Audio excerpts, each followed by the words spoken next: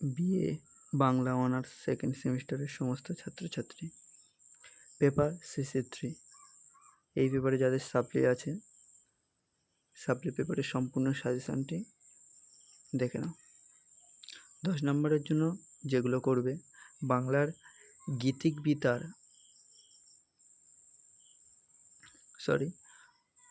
বাংলা গীতি কবিতার ধারায় বিহারীলাল চক্রবর্তীর অবদান আলোচনা করো।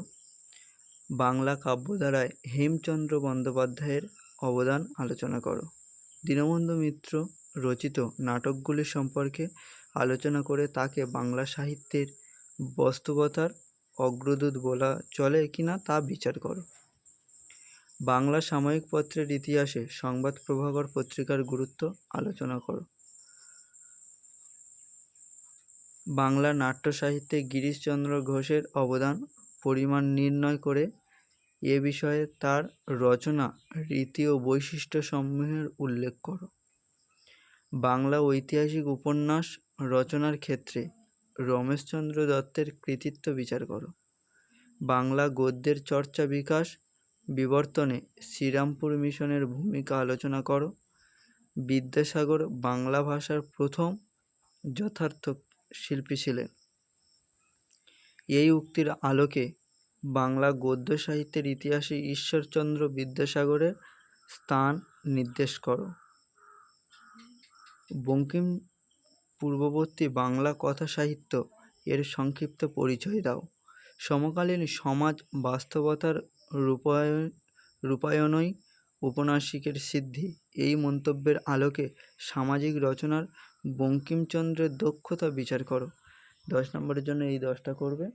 আশা করছি এই 10টা করলে এর ভিতর থেকেই তোমরা কমন পেয়ে যাবে। 5 নম্বরের জন্য যেগুলো করবে, অমৃতলাল বসুর প্রহসনে 19 শতকের শেষ পর্বের বাঙালি সমাজের ছবি কিভাবে ধরা পড়েছে তা লেখো। কবি গিরীন্দ্রমোহিনী দাসীর কাব্যকৃতির সংক্ষিপ্ত পরিচয় দাও।